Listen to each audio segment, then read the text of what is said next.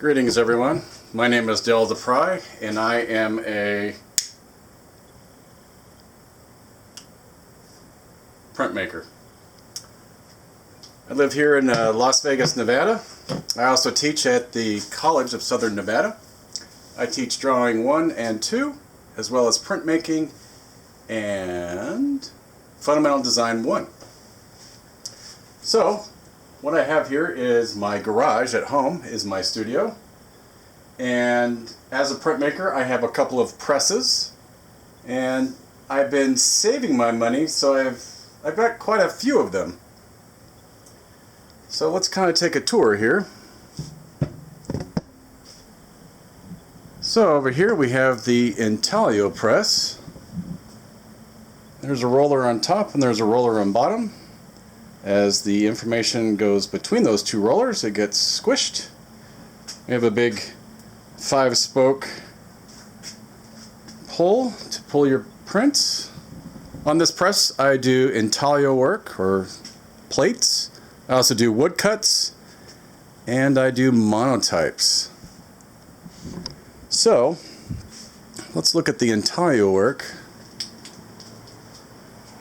Generally with intaglio work I do rather small pieces, and probably the main reason is because the labor intensity that's involved to actually ink the plate in that time-consuming process, so I tend to keep them small. So here I have a variety of prints. They're all, for the most part, figurative or just outdoor landscape. Some are colored, some are just black and white, to kind of give you an idea. I think that what I like about the intaglio process is the kind of intricate and precise line work that I can achieve with it.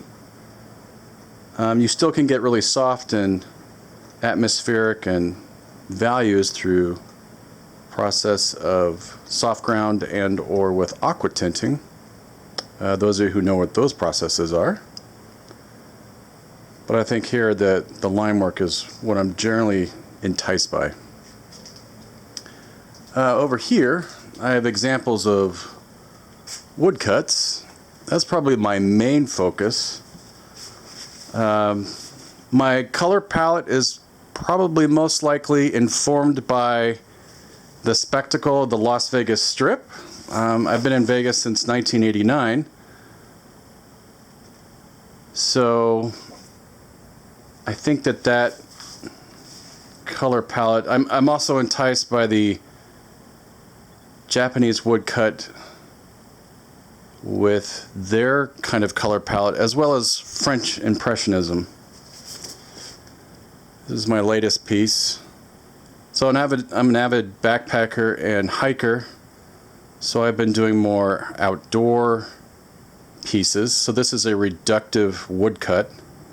So I use a single block, and as I reduce it out, the next color of information goes down. And that kind of brings up an interesting thing. When I originally went to school, I went to school for geology, and that's where I met my wife. And you know, in geology it talks about layers and rocks, but it's also the enduro of all the sciences. There's an element of physics, biology, chemistry, as well as earth sciences. And I think printmaking has that same enduro-ness to it. So it relies on, for the most part, all the 2D mediums, everything from drawing, painting, photography, and you're combining it all in this particular mode of mark making. What I want to show you here, here's a print, woodcut print, and then there's its block in the press bed. And if you guys notice, in printmaking, the resulting image from the block or the matrix is always the mirror image. So what's interesting about being a printmaker is a lot of times, well, not a lot of times, all the time, you have to kind of think in reverse as you're making your imagery. Alright. Size of my print is dictated pretty much by the size of my paper. But depending on what I'm working on, I think will also constitute its size, the amount of ink or the color ink that I want to use. Also on this press I do a lot of monotypes. Monotypes are created on a plexiglass sheet. You basically lay down ink in different manners, whether you're painting it on there or rolling it on there, wiping. What's interesting about this process is you can get the same amount of layering effect with color and marks, but I feel that the look of it is a lot softer than what you would get with woodcuts. Woodcuts have a tendency to have more of a graphic look. This has more of a softer look. And I think that's pretty interesting. So the kind of mark making I'm doing like right here with just a small brayer, using different colors, all the way to where you just dropping in just a color fill. Okay. Alright, as we go over here, I have an exposure unit which I use for my letterpress work. And basically I can expose photopolymer plates in this unit. This exposure unit was actually a freebie, so that was great. Usually this is a pretty expensive unit. The only thing I had to do is I had to get a new bulb for it, and that was really no big deal. So here's the letterpress machine. This is a 8x12 Chandler and Price. This one is made in 1938. It actually came with the original motor. When I purchased this from a guy, it was completely disassembled. It was missing parts, and it was just all kind of in a variety of boxes on a pallet. So I had to research and find the additional parts, and then I had to find, using a variety of photos and images, to put it back together. I couldn't find a manual or anything like that that showed how to put it back together step by step. So it was quite the learning process with refurbishing it, repainting it, and then reassembling it. When I got done reassembling it, I still had a lot of bolts and nuts left, but it works. I plugged it in, fired it up, and the original motor actually caught fire and smoked out the entire studio, and then that was it. So I had to get a new motor, which is back here. You can see it down there. And then it's controlled by this electronic device, so I can control the speed. And what's interesting about this, I'm going to turn this on real quick. You turn on here with a switch, like a light switch, you press run, and then you activate the flywheel to get it going. Kind of has a whine sound to it, but listen to that clink sound. Does that remind you of the scene in Kill Bill where they have the fight upstairs outside? When the little fountain's making that clunk clunk sound? That's what I always think about. I don't know why. That's weird, huh? But yeah, a mechanical press. And this is about the speed I run it. I find this particular press pretty dangerous. And I've seen it where people run it really fast, and it always amazes me. Alright, so here's my lithography press. This is pretty much just like the lithography press I used in college. It's a Griffin press. And I do more stone litho since I have my own setup here. I don't have to do plates. So I have 3 stones. I got a little one and then 2 larger ones. And here's my stone easel. And in that little cubby hole you would stick your hand in there and you would crank the jack up, and then the stone on top would jack up so that it's at an angle. You can actually draw on it like it's an easel. It's also attached to this hand cart, which makes it easy to move around the studio because these stones are pretty darn heavy. And what's great about this is I don't have to pick up these stones anymore. You know, before when I was younger, it was really no big deal, but now it is a kind of a big deal to me.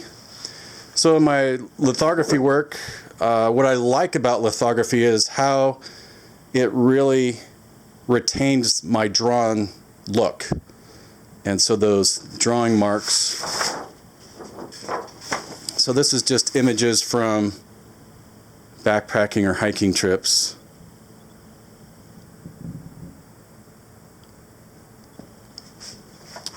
I also do,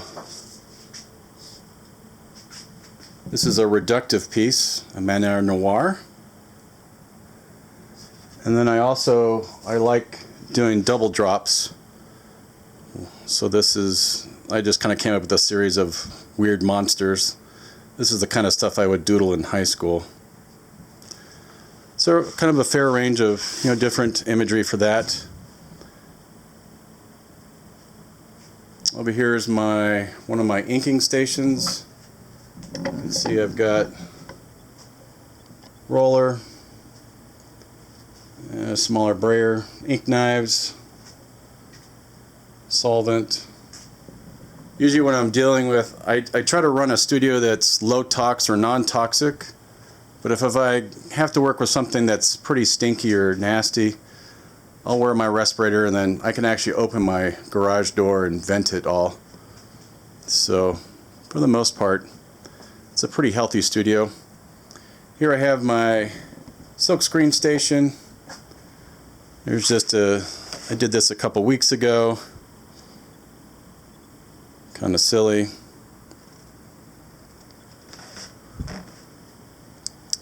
I think that as an artist, you also become pretty astute at being a do-it-yourselfer.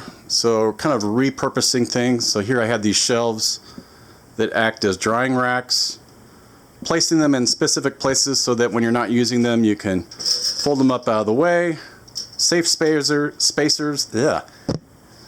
I have one attached to the litho studio, or the litho press as well. Here I have a big easel where I can do a variety of things on. Of course I have the water heater. For the most part, my chemicals are, for the most, I wouldn't drink them, but they're pretty safe. And the ink I'm using, I use oil-based inks. Another inking station.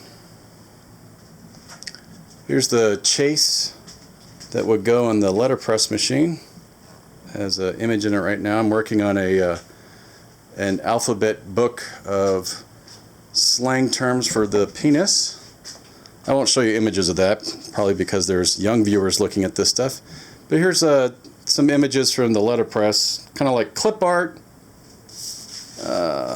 photo, just text, combination of text and clip art, and then kind of more, clip art and text. Just some of the stuff that I'm doing. Down here is the furniture cabinet for the chase, for the leather press machine, all the different pieces of wood referred to as furniture.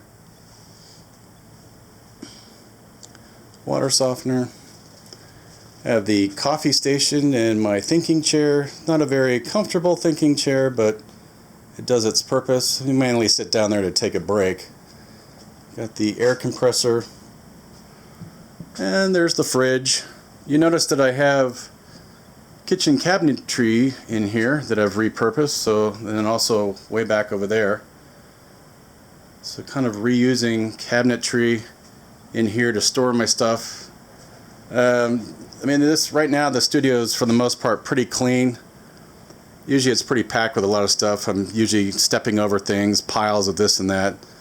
So then I have this device right here. Probably wondering what that is. So as part of my teaching, I create demonstration drawings, and I'm able to actually take the camera that I'm using right now on the tripod, and it would attach here, and then the camera would focus down, and then here I could actually conduct my drawing on this drawing board. So kind of a neat little camera stand for that. You notice the flooring, I have fatigue pads everywhere. So that's that. That's the studio. So I'm going to take you into my bedroom studio, which is also downstairs. So let's go that way. Going through the house. There's the kitchen. Alright, so basically this is the guest bedroom, or was the guest bedroom. So here I have a pull-out couch with a bed in it. That's kind of comfortable. I have two other presses in here. I have this Laguna intaglio press from the 70s.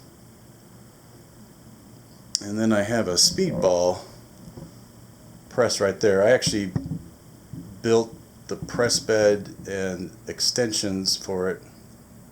It's all covered with crap right now, but kind of get the point. So I have a lot of presses. Over here I have some kitchen cabinets with a big piece of plywood on top for a work table, slab of glass for another inking station.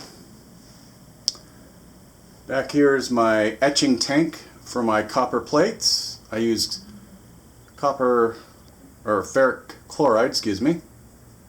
So it's low toxic. I have my timer. Another roller back there and some brayers. This is the kind of the easel I'd cut my wood cuts on. And then over here, this area has been kind of converted into my online teaching area in the corner. So I have my still life set up here. It's basically a shelf on the wall. There's my easel. And then over here I got my two screens. I got the camera on top of the larger screen, lighting system. And this is basically where I conduct that magic.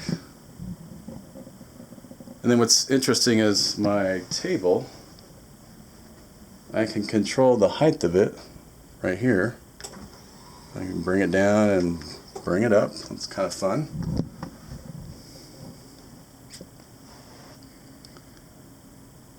So yeah, studio number 2. There's some downsides of having your studio at home. Main thing is there's a lot of distractions here. Everything from kids and wife, TV, the refrigerator, going outside in the backyard. Well, but you know, that also gives you an opportunity to take a break, but sometimes all that bothers you when you get into your moment of creation.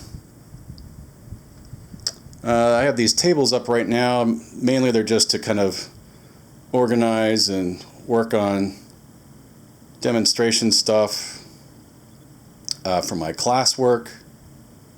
Normally I wouldn't have this one here. So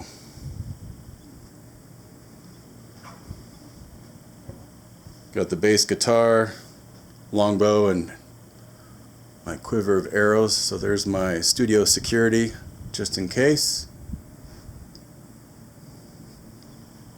So it is what it is. Fun. Then you probably noticed in the garage and also in here, oh, it's bright. I've got these LED fluorescent lights up all over the place, which gives me some really great lighting. So, especially with the pandemic, I got that fluorescent tan, more so than a real one. Then I use this studio mostly for summer, since this has the cooling in the house. I do have an AC in the garage, but it only kind of brings it down to like the 90s when it's like 115 out. So it's still pretty hot. So, okay, well, thanks for watching.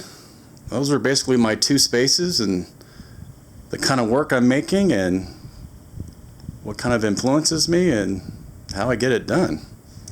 Thanks for watching. I look forward to your questions. Take care. See ya.